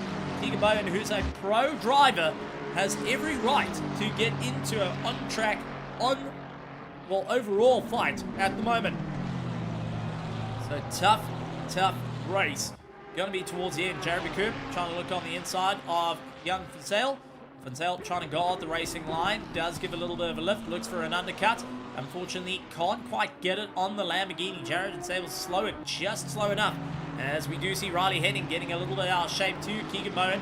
And that was a very close call there. It looked like possibly contact from Riley, sinking in a little bit too deep up against Keegan Bowen, and that cost him a bit of time. Anton Lammers is right within arm's reach of Keegan at the moment. He tries to go a little bit late on the brakes, and Anton Lammers sends it out wide through Puon, loses out the time, and there we go. Martin Rotenbach clears on through, Keegan Bowen clears through, and now Riley Henning tries to get the pass done and dusted. Anton Lammers has just absolutely hemorrhaged lap times and hemorrhaged positions during the course of this race. So, with that being said, as we watch our battle for third place in the Pro-Am stay alive for round 5, the concern goes out to our final pit stops.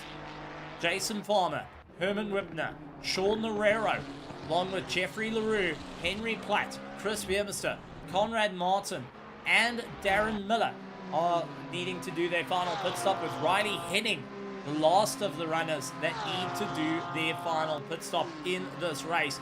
Jason Farmer, Whipner, Lerero are going to be considering what they need to do to hold on to the top.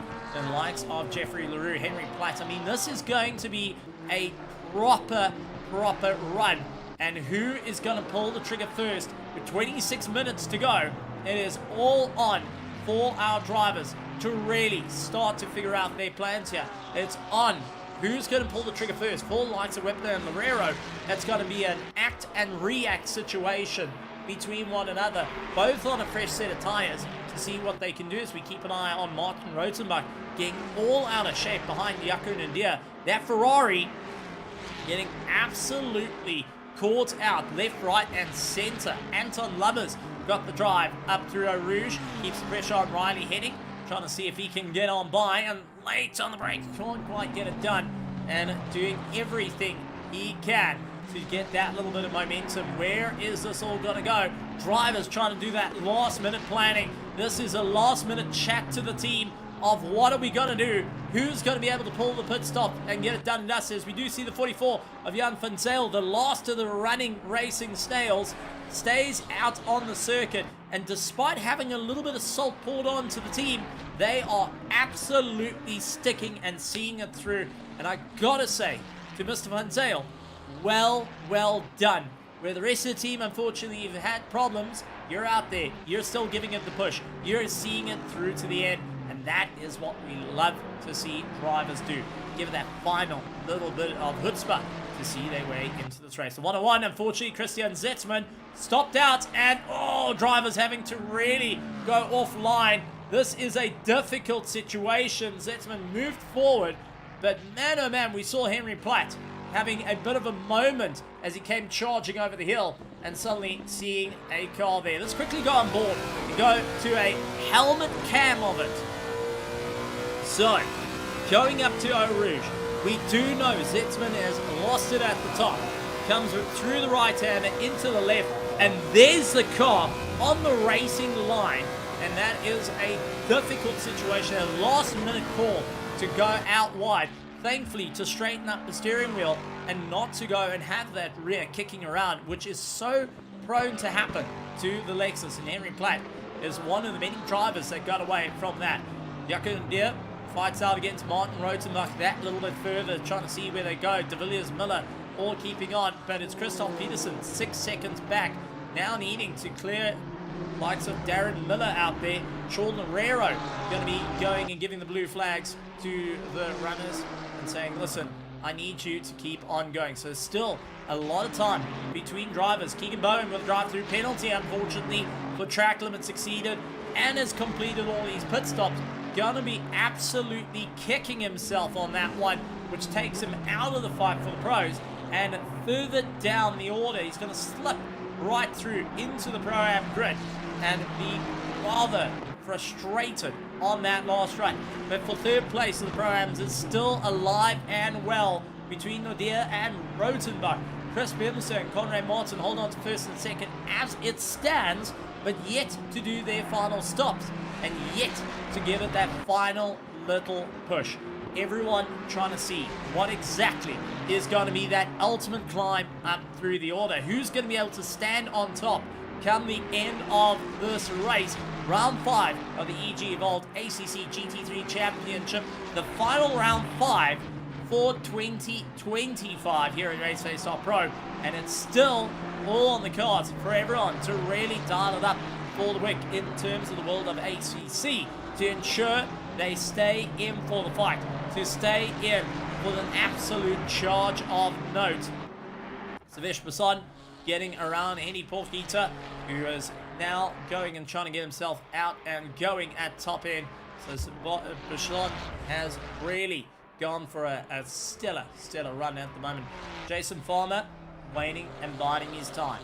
When does he pit? Same as Wepner, who's now finally broken the toe to Sean Loureiro at the moment. These two are working on an act and react situation for first and second. Chris Biermester and Conrad Martin yet to do their pits. They will fall into the clutches of Jochen Deere and Martin Rotenbach, who have already completed their final pit stops. Jeffrey LaRue needing to do his final stop. Henry Platt needing to do his final stop. Biermester and Martin, we just spoke about them. And there's Daniel De Villiers, who is leading out those that have completed all their pit stops. Keegan Bowen into the pit, serving his drive-through after getting sent to the naughty corner for track limits exceeded. Got the big wooden spoon by our stewards, and now just having to do the walk of shame down one of the longest pit lanes in motor racing history here at Spa. It's absolutely painful to see Riley Henning being overtaken by Anton Lum. As you can see, he was trying to do a little bit of what we call a side draft, and that is where you line up right next to the car and you try and utilize the airflow. So depending on where the wind is actually coming from, that side draft can actually help you out in going a little bit quicker if you've got the wind coming at you from your left and your right instead of directly at you. So a little bit of a side draft does work out rather well. You will see a lot of side drafting in motorsport when it comes to oval racing. Oval racing is synonymous with side drafting. NASCAR, IndyCar, all those types, even right down to your 500-meter sprint ovals out on dirt and on the likes of tar. They do a side draft to help each other out and to ensure that they can get that little bit of momentum as well. Fun fact to know and brought to you by the world of RaceFace. The more you know, that you understand in terms of sim racing. These are physics that in sim racing is actually there. They don't add the wind saying north and south the whole time and keeps you nice and comfortable. They do change it, and that side draft becomes able to work. And here in the world of ACC, it's been highly refined to the point that you can actually get about 2 of a second faster with a side draft. You can gain an extra 2 kilometers with a side draft when the airflow is in your favor. However, if you're on the wrong side, you're going to get absolutely hammered, and also that weight taken off the nose goes and hurts you. Martin Rotenbach and continue their fight. Anton Lummers and Riley Henning a little bit further back are doing everything they can to stay up in the running order. Jeffrey LaRue down into 4th place. Henry Platt screams on by and now looking to open up the run, trying to see where exactly they can go. Riley Henning into the pits to get his final stop. Done and dusted of the race, releases the rest of the field to carry on their way. So it's Miller, Conrad Martin, Chris Biermester, Henry Platt, Jeffrey LaRue, along with Sean Loureiro, Herman Whitner, and Jason Farmer yet to do their final stop. 2 seconds off the back of Conrad Martin is Daniel, the Hitman de Villiers, who looks to try and clear the 4th place Pro-Am driver. Try and open up a little bit more of a run. Christoph Peterson now 3 seconds off the back of Darren Miller. We'll start to see that Nissan GTR up ahead of him, and knowing he has a chance to catch him with 18 minutes left of this race, Darren Miller will now have to be an interesting card to play here.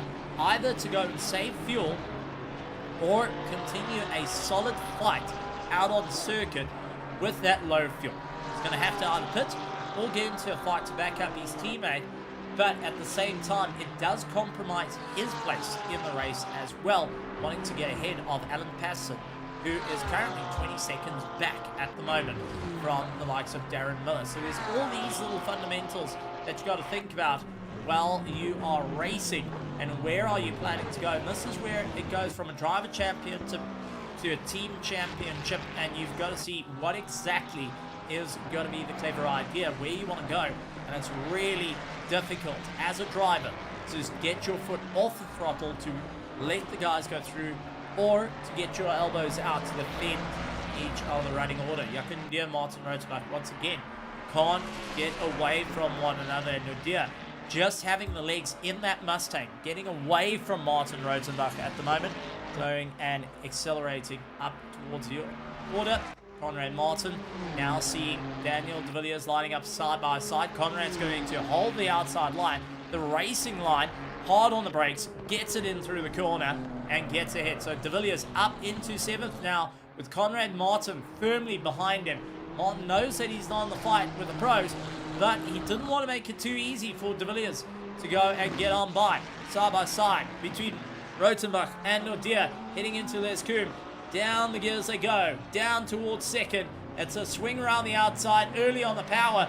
None of them getting the advantage between Nordia and Rotenbach as they drag race down towards Eau Rouge, who's going to be the first to come off the gas, and it's going to be a tough time, but Yaku Nordia going and coming off the gas decides to hang on. We've got to get this sorted out and see where exactly he's going to stand up at top. So it's going to be a tough race indeed for the drivers to keep up the momentum now to push that a little bit harder. Conrad Martin and Miller now splitting Christoph Peterson and Alan Patterson, who are fighting out for the last of the reigning top 10s. And Christoph Peterson trying to see where he can go. 1.8 seconds. Darren Miller is ahead of him. That can either be a hindrance or can get an easy pass. Now it's going to be up to who is around. Blue flags coming in for the racing snail of Van Zyl, who still continues to go around in 19th position after a stellar run on his part, trying to see it through to the end. Peterson will now start to wonder whether Miller is going to go in for the fight. Now, this is an interesting call. Miller did not go into the pits. He is going to continue on the race, knowing that he's in for a world of hurt when he goes into the pits. This shows he's going to back up his teammate, and it's going to help keep Christoph Peterson at bay for now, who's been so far quite consistent in the 216s. And Riley Henning with a drive-through penalty again. Second time for track limits exceeded. And old Henning not having an easy time out there. Has so far, this would be his 3rd drive-through. Riley Henning is getting his 3rd drive-through of the race. And that is a nightmare situation. Coming into, 2nd drive-through of the race. A nightmare situation for him, as he will need to dive back into the pits. No, this would be his... he's gone into the pits twice, he was going 4 times, and this is his 2nd drive-through he's in for track limits exceeded. Man, in my old age, I'm losing it here in the commentary box, but I'm still trying to figure out what's going to happen. Jason Farmer still going to go on that a little bit longer. Herman Repner and Sean Herrera, are they going to go a little bit longer in this race as we get down to the last 14 minutes of it? It's going to be a late call for each of the drivers to see what they can do and where they're able to get the climb. I mean, tough race indeed. And let's quickly take a look at those that have gained and lost the most during the course of this race. And we want to take our hats off to them. Chris Biermester currently has gained the most during the course of the race on 13. He's actually tied with Martin Rotenbach, has gained 13 positions during the course of the race. Savish Basson sits with 12, a great climb from him. Conrad Martin with 10. He's yet to do his final stop. Ones that have lost out a lot, Ludwig Zetzman from 16th, he's down to 26th, has lost 10 positions. Second to him is Christoph Peterson with 9 positions, and then he will be having to make up as Herman Wepner now into pit lane has taken the first shot. That has caused Loureiro to now consider what is he going to do to try and continue the drive. This is where you start thinking a little bit clever, and you're trying to have to figure out where you're going to fit. As Bego Grobler going and getting a phenomenal pass over Alan Patterson, who now drops into 12th place, looking to try and keep the pressure on Bego Grobler, doing what he can. Herman Wipner now hoping that he comes out ahead of Martin Rosenbach and Jaco Nudia, who have done their final pit stops and are now racing it through to the end. I mean, this is a late call, and whether it works out in their favor, it's always a tough one. Sean Loureiro will be thinking of the strategies as well, needing to do to climb up through the order and see where exactly is he going to come out on top. Christoph Peterson now onto the back of Darren Miller. This is going to be the interesting fight as we jump on board to the Honda. The 4-cylinder twin turbocharged up against the Boxer 6 ahead of him of that Porsche, starting to get a little bit more of a run. And it's going to be an outright fight. Christoph Peterson getting into the toe of Darren Miller.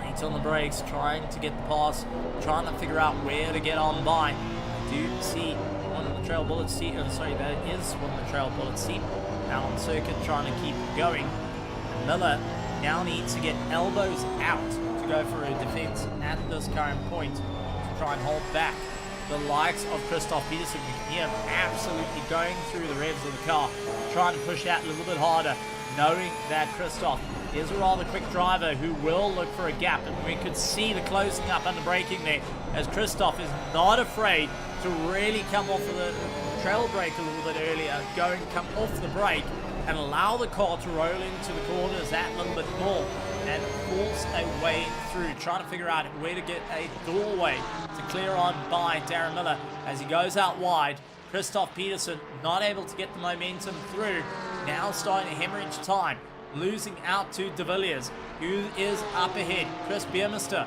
pulls into the pits and going and losing out from second in the Pro-Am. Let's see where he's going to come out during the course of this race.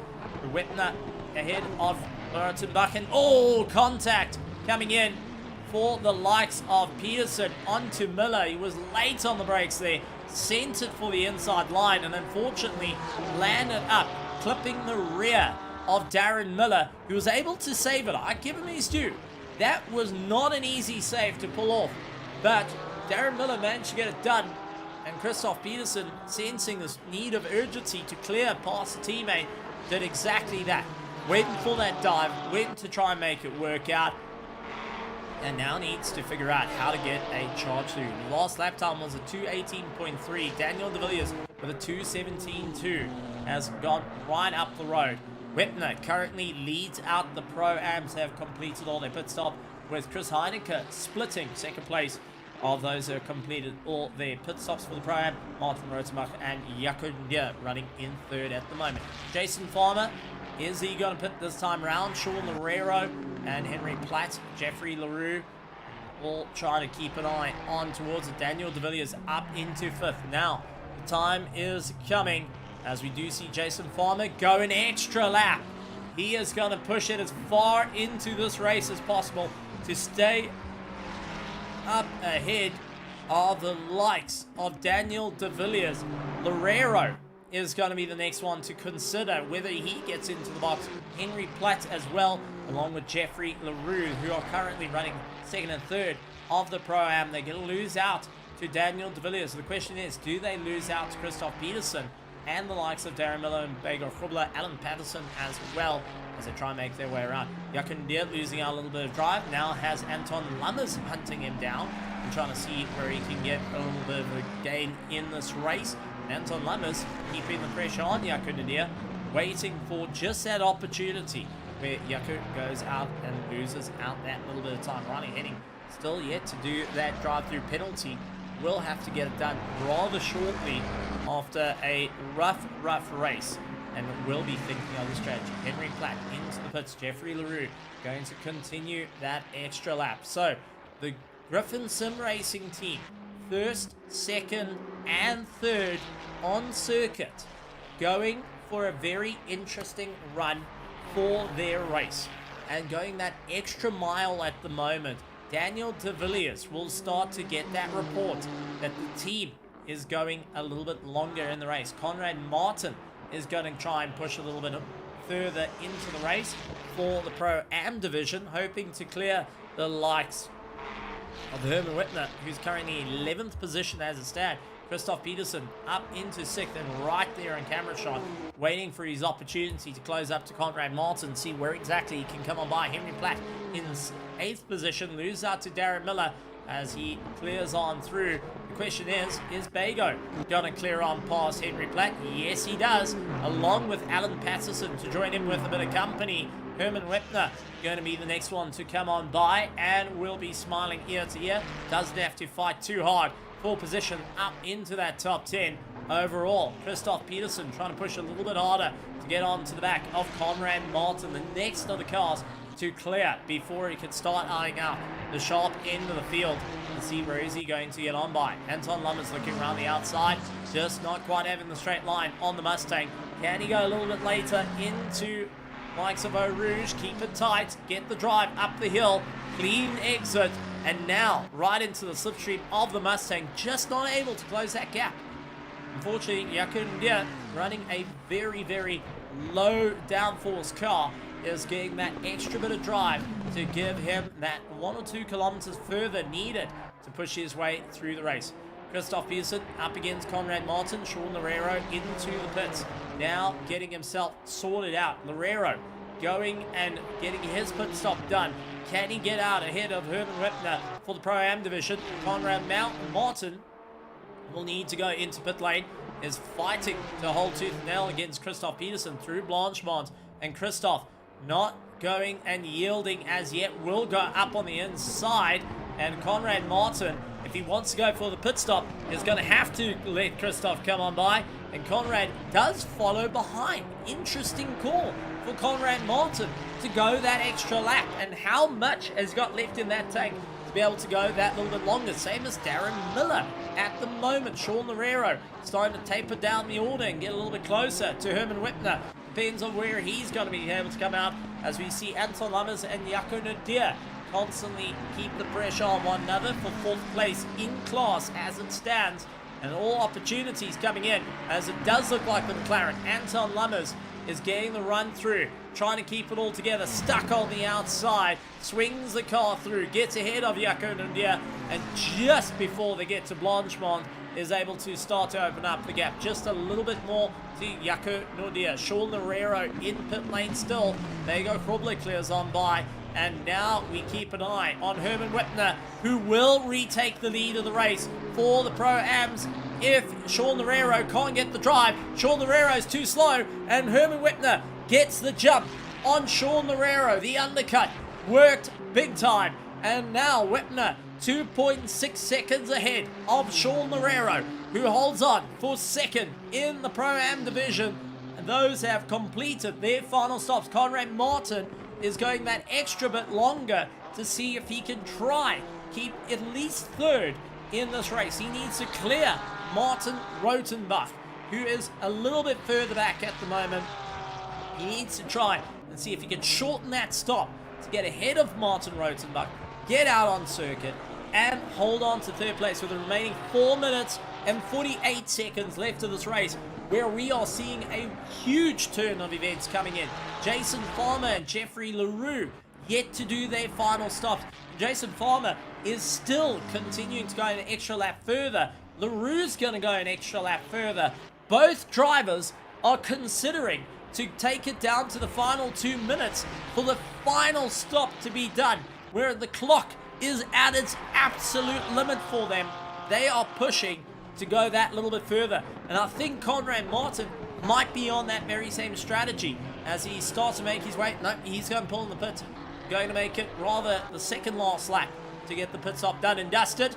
And man, oh man, we have got a race between drivers because Jason Farmer, Jeffrey Leroux, Daniel De Villiers, and Christoph Peterson are all within striking distances of one another, 9 seconds apart.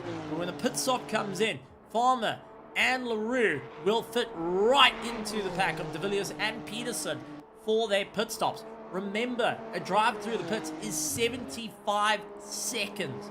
You have to clear the field by 75 seconds. And at the moment, Jason Farmer is only clear of Jeffrey Leroux by nearly 50 seconds. He's 49.3 seconds.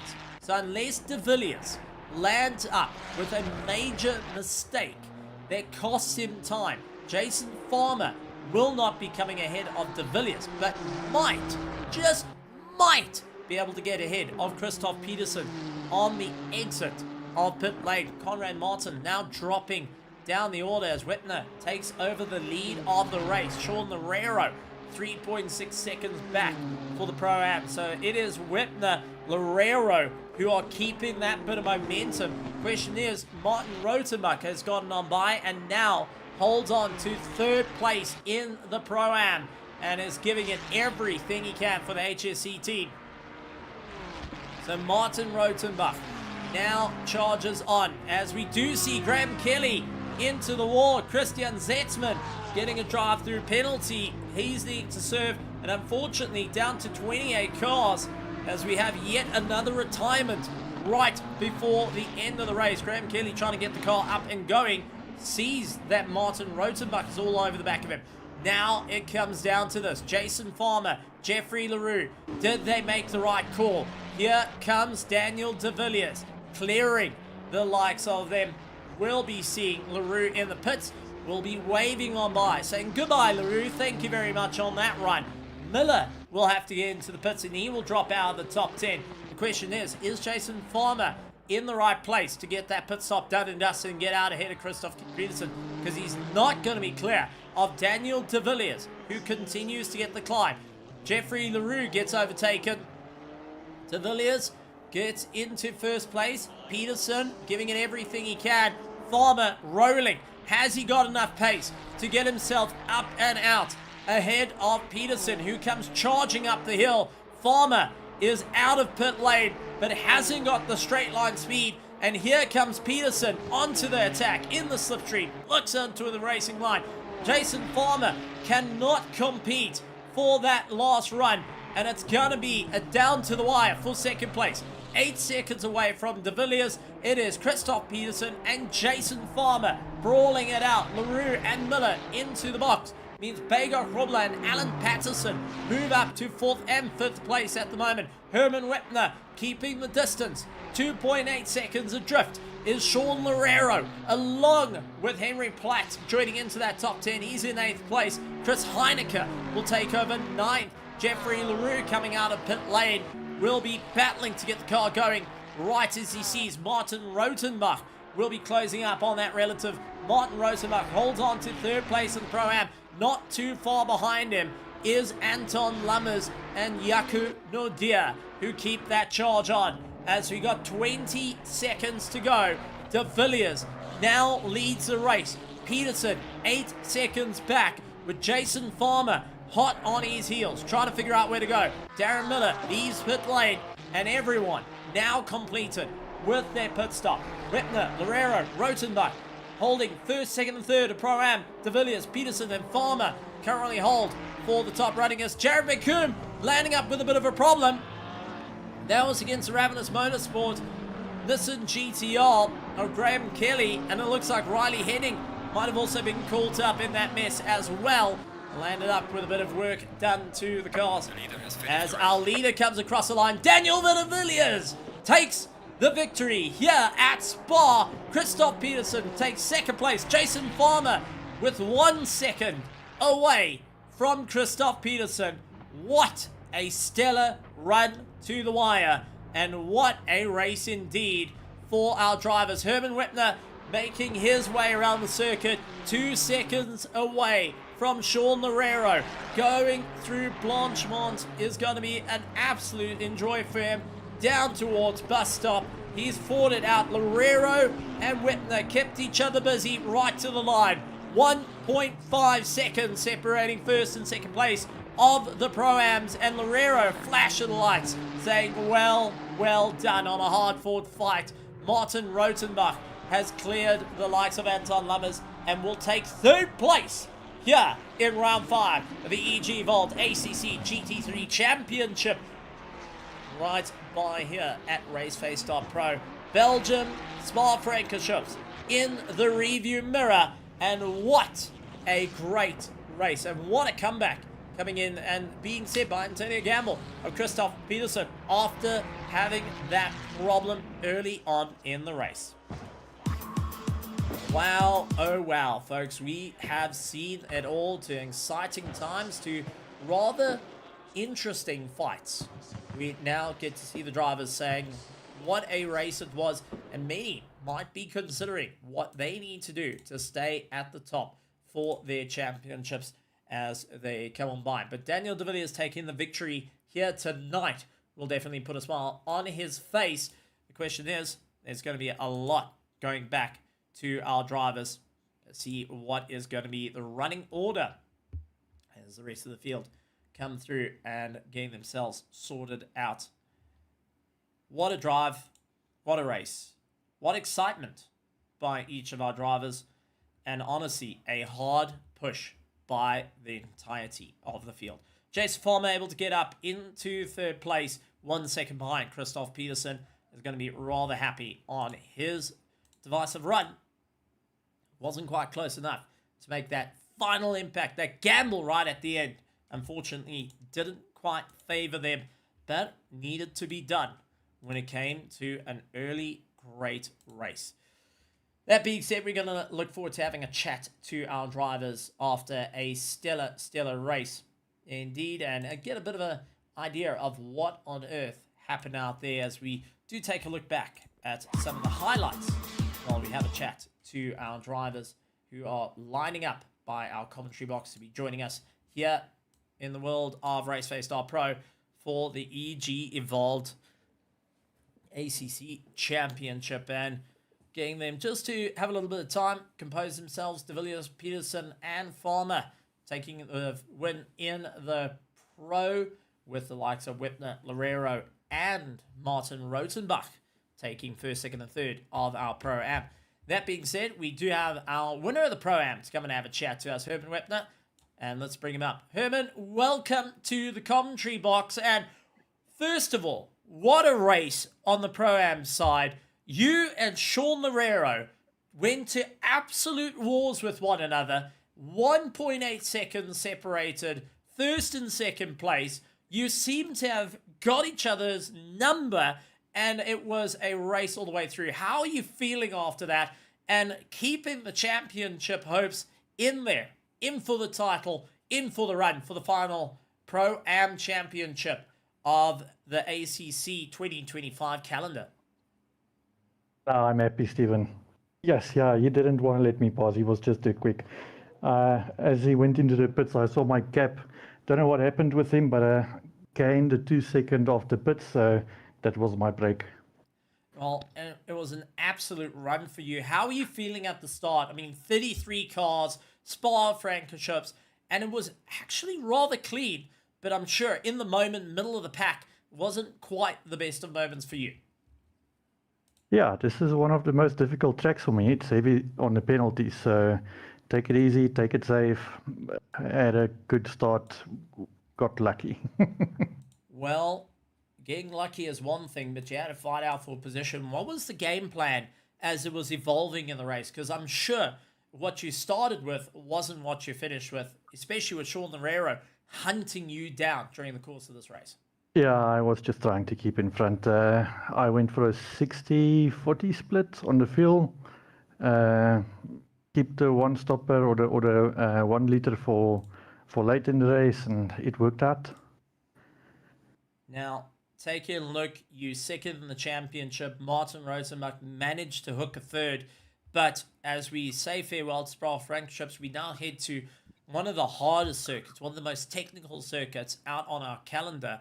likes of Bathurst, what is your game plan for round 6 of this championship to fight it out for the top honors and to walk away the second season of EG Evolved being part of this amazing ACC championship? Well, the plan for that is as soon as the server opens, I'll be on it. Get the practice in and get going. Practice, track time, pick where you can improve.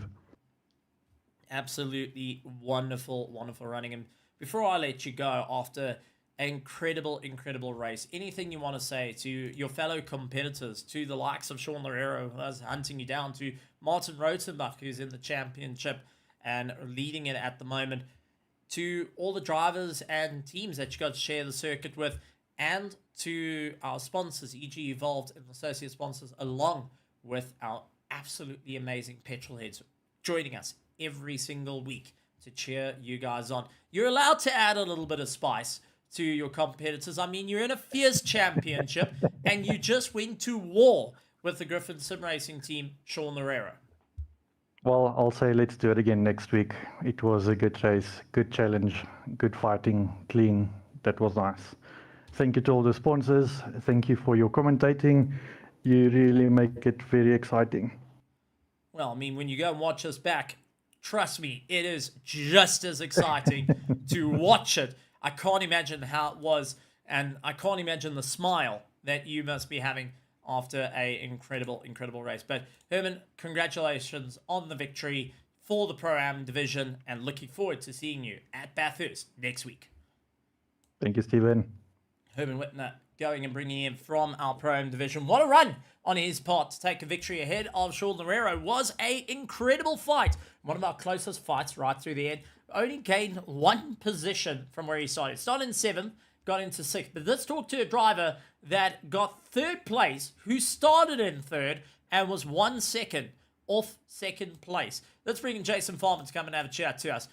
Jason Farmer, welcome to the commentary box, and what a run on your part. A late pit stop, the final 2 minutes to get it done, but hunting down the likes of Christoph Peterson, hunting down Daniel de Villiers. How are you feeling after that? Hey, Stephen. Yeah, great race, actually. I'm kind of actually a little bit bummed somehow because I thought that I would at least get a P2. But yeah, Christoph did a massive drive back, so good on him for that. And yeah, I think just the overall pace, the Villiers just had slightly more than I did today. So yeah, other than that, it was fantastic. Had an awesome one. Well, you stuck out the longest. Now, we did see the 3 Griffin Sim Racing drivers all in a row out on circuit, pushing that a little bit more. What was your great run? I mean, what was your thought process with the team to go, okay, let's run that a little bit longer into the race, the final 2 minutes of the race? So, luckily for us, luckily and unluckily, Ruan at the moment is injured, so he's unfortunately not able to drive. But we do then have him as our race engineer, which is awesome. So he can tell us like if we're going to pit, we're going to come out in traffic or not, or things like that. So that helps a lot. I was going to actually do my almost a double stop in the middle. And then he told me no, that I will come out in traffic definitely. So it'll be like kind of almost a waste. So yeah, that's kind of what set me to go almost last lap for the pit. And it kind of worked out. It did and it didn't. I think that if I had pit a bit earlier, we could have seen earlier on where we all sat.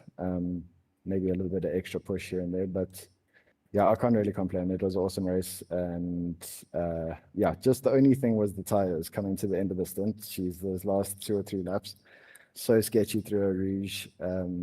Yeah, almost threw the car away a few times, but yeah, we held it together, so it was good.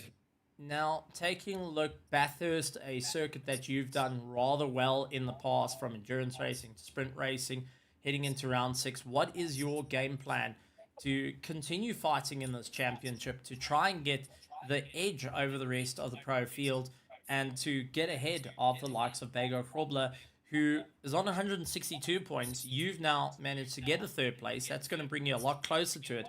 But you've also got Christoph Peterson and Daniel de Villiers, who are trying to cut their way through the run. Yeah, for sure. So, I mean, at the moment, we've kind of just been trying to get them on the pit stops, which has been working quite well throughout the season so far, because we feel like even though the Ferrari's got good pace, it struggles to overtake. So, yeah, we're just trying to do it all in the pits. And now we're having to work out different kind of strats to be able to kind of almost sneak past, if you know what I mean. So try and get a pit stop somewhere under the radar or something like that to get a small advantage. But yeah, it's going to be a tough battle all the way through. Definitely, there's a lot of quick drivers and everybody's gunning for the points. So yeah, it's going to be a super tight season, I think, especially this last few races. Well, But that's Bathurst also an awesome track. So yeah, can't wait for that one. It's going to be an interesting one, and honestly, I think it's going to be a proper run. Before I let you go, anything you want to say to your competitors, to the drivers and teams out there you're going side by side with and fighting out during the course of this race, and going and keeping an eye from the virtual grandstand to our amazing sponsors like EG Evolved and our associate sponsors, along with, and I think you can agree with me, the absolute petrol heads out there that cheer on from the sidelines. The Griffin Sim Racing team coming out in force here tonight to cheer not only the Pro-Am and our gold and silvers during the course of the evening. Yeah, 100%. So, I mean, without the fans, none of this would make as much sense as it does. So yeah, we can't thank the fans enough. To my mom, who's at literally every race that I'm at, like, thank you so much to her for putting in all the support for us and for the full team and everybody like that. And then, yeah, for even the guys in gold division, I think Ulrich won that race, if I'm not mistaken. So that's a good one. Nice P1 there for us. So he did really well. And then, yeah, Sean in the Pro-Am division almost took the pole there. And then, yeah, obviously to all the sponsors, you guys make it all possible and like add little extra little things for us to kind of race for, which helps quite a lot. And then obviously to you, Stephen, for hosting all the streams and keeping us like super excited for the races and to rewatch the streams and stuff like that. It makes it all worthwhile. Yeah.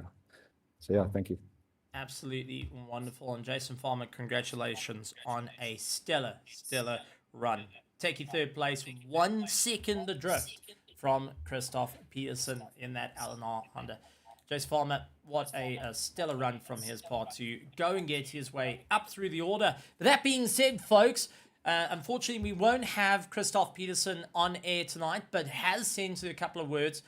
He's a bit tired after the race and has been a bit of a hectic day, but wants to thank his competitors on a phenomenal race and will need to do some anti-Nissan upgrades to ensure that he can keep up ahead of Daniel the Hitman de Villiers of the PWSR Nissan GTR, but is looking forward to Bathurst, a circuit that he knows all too well and knows how to go for the victories up and down through the order, and he's looking to try and make it work out here at RaceFace.Pro next week. And we also got Daniel de Villiers. Unfortunately, his power went out, but has written a few notes to say thank you to all the sponsors, thank you to all the competitors, and thank you very much to Jason Farmer and Christoph Peterson that were keeping him busy all during the race. Thank you to all the blue flags that were minding out of the way, giving him a little bit more breathing room in the race to go and fight for that P1 in class.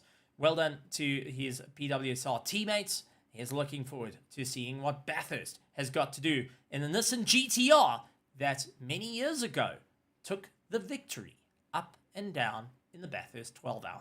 So good to go and have a chat to them. Good to see some notes coming in. Lots of enthusiasm, lots of excitement, and what a run. But folks, it has been an incredible evening full of racing action here at RaceFace.Pro, and we'd like to keep you all entertained as we head on to next week. Tuesday, we get back in for the RaceFace.Pro iRacing GT3 Championship. We'll be heading out onto the circuit with some incredibly close racing between them. So don't miss out on the iRacing action that's coming up. But also, keep an eye out. Wednesday is round 7 of our LMU Championship.